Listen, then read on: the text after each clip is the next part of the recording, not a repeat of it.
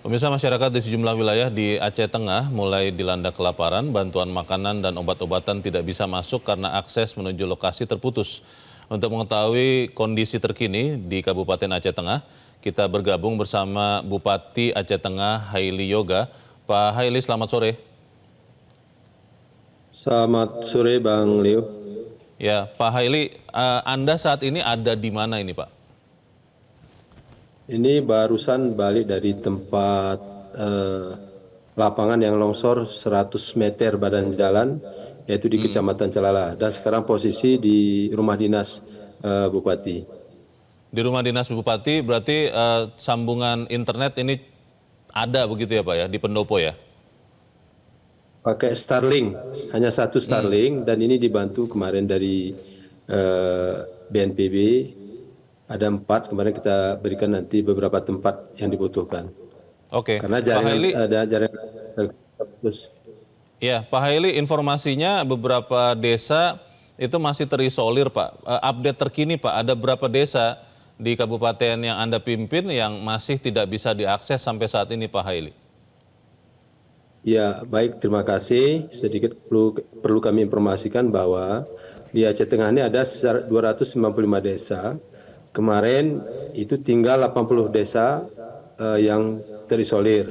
Tetapi kemarin sekitar pukul 18 WIB itu terjadi lagi longsor badan jalan, yaitu jalan mengarah ke Melabuh, Kecamatan Celala. Ini panjangnya 100 meter.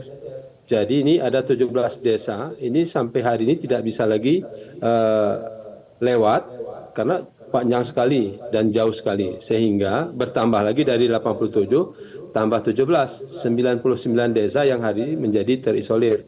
Karena tidak dapat dilalui dengan jalan darat, kecuali dengan udara. Dan tadi juga kami pulang dari salah satu desa yang tembus ke Rusip, yang dekat Kecamatan Ketol. Ini jembatannya besarnya putus dan mereka jalannya pakai seling, ada tempat ember, duduk di sana, lalu diantar ke sebelah sana, diseberangkan. Sehingga jalan hari ini hampir 6 kecamatan ini masih terisolir, tapi sebagian di beberapa desa. Tapi kalau di Kecamatan Linge hampir 100% ini semuanya terisolir. Dan kebetulan tadi pagi ada kedatangan Bapak Reje yang mewakili 4 desa dan 3 desanya sudah habis dihanyut dengan air. Ini bertemu dan dia menangis 3 hari 3 malam dia jalan. Karena dia tidak tega lagi melihat masyarakatnya tidak makan. Ada berapa orang, Pak Bupati, yang ada di desa-desa tadi 99 yang terisolir saat ini, dan apa Pak, bagaimana kondisi mereka, rakyat di 99 desa yang terisolir itu, Pak Haili? Ya, memang hari ini kan mereka butuh beras hari ini, butuh beras, butuh makanan pokok, obat-obatan, karena mereka kan hanya jalan kaki nih, hanya bisa jalan kaki. Tapi setelah kami bertemu tadi dengan beberapa masyarakat yang jalan jauh sekali, mereka hari ini begitu menangis, mengingat masyarakat saudaranya yang tinggal di desanya. Karena mereka jalan rata-rata hampir 2 hari 2 malam, ada yang 3 hari, dan rata-rata sebagian desanya sudah memakan ubi, kemudian pisang, dan mereka butuh obat-obatan, butuh beras. Kalau beras memang sudah tidak ada lagi di daerahnya. Nah, maka alhamdulillah ini bantuan ini sudah diberikan oleh pemerintah pusat. Kalau untuk yang masyarakat yang terisolir, kalau bisa kita jangkau, ini berasnya cukup untuk daerah, untuk 2 hari 3 hari cukup bantuan itu. Tapi mengantarnya ke sana ini yang kendala selama ini. Kita sudah bekerja sama dengan TNI Polri, kepolisian dan TNI. Tapi beberapa desa sudah diantar oleh TNI Polri, didamping oleh TNI Polri. Pak Bupati, 99 desa yang saat ini terisolir, apa yang akan dilakukan oleh Anda, Pak, dan juga mungkin pemerintah Provinsi Aceh dengan pemerintah pusat? Apakah membuka isolasi ke 99 desa, atau prioritasnya mengevakuasi saja warga di 99 desa itu untuk mungkin dikumpulkan di satu tempat. Apa prioritas yang akan dilakukan, Pak? Pertama yang kita prioritaskan adalah jalan untuk menuju ke desanya.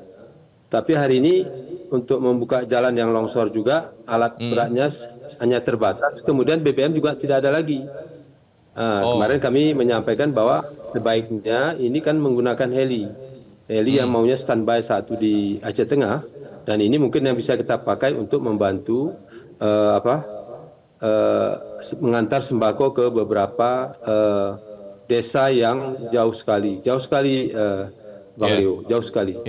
Bahkan ada sebagian tidak sanggup lagi dia pulang ke desanya, meskipun berasnya ada di kabupaten. Dan sekarang kita sudah kerjasama dengan TNI Polri, sudah kita poskan di kecamatan. Namun dari kecamatan jauh sekali ke desanya, jauh sekali. Seperti itu, Mas Leo. Jadi untuk saat ini, Pak Bupati, di tengah situasi masih musim hujan ya di sana, apa strategi yang disiapkan oleh pemerintah Kabupaten Aceh Tengah dan pemerintah Provinsi Aceh? Karena yang kita tahu, Anda sudah menyatakan ketidaksanggupan dan memohon bantuan dari provinsi dan pusat.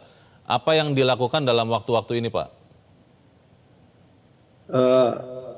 Pertama kan kita hanya berupaya lewat darat. Upaya yang kita lakukan dari pemerintah daerah Kabupaten Aceh Tengah hanya lewat darat, berupaya kerjasama dengan TNI Polri. Ini pun terbatas sekali. Meskipun ada alat berat jumlahnya sedikit, tapi BBM-nya sudah sangat minim. BBM juga tidak ada lagi. Jadi alat berat pun sudah berhenti beroperasi. Hanya tinggal satu atau dua lagi yang bisa operasi. Itu pun alat beratnya sudah tidak ada lagi. Nah, salah satu cara adalah sebagian kepala desanya hadir. Kita cari informasi karena jaringan informasi juga sulit.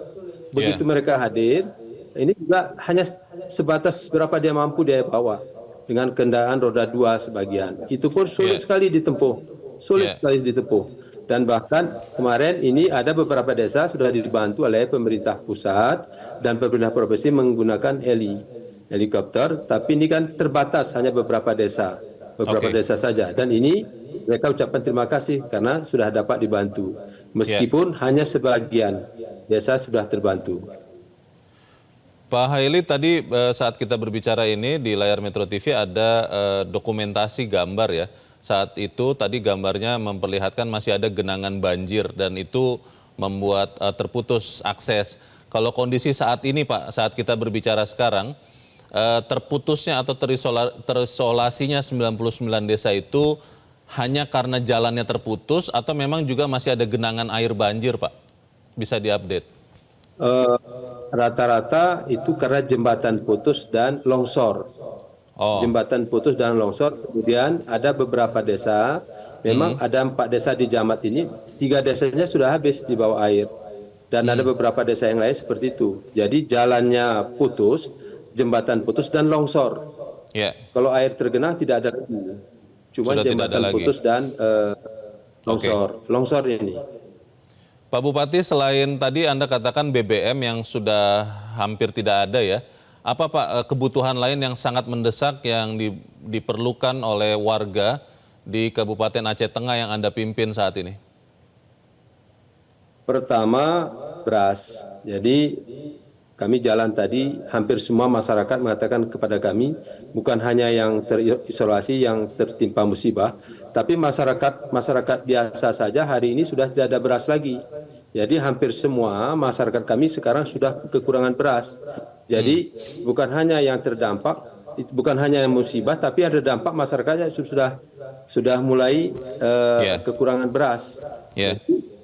Ini yang di PR kita. Kemudian ini juga BBM, kemudian alat-alat kesehatan. Yang tadi pagi juga ada 7 keluarga yang di HD, di cuci darah. Ini tidak ada alat. Nah, alhamdulillah ini semuanya sudah sakit-sakit tadi datang ke pendopo. Ada 22 pasien. Nah, alhamdulillah tadi ini sudah dikirim oleh Bapak Menteri Kesehatan. Ini alhamdulillah, terima kasih. Dan ini sudah diantar ke rumah sakit. Baik. Jadi bantuan sudah mulai datang, tapi memang kebutuhan BBM dan makanan khususnya beras harus juga dibantu lagi.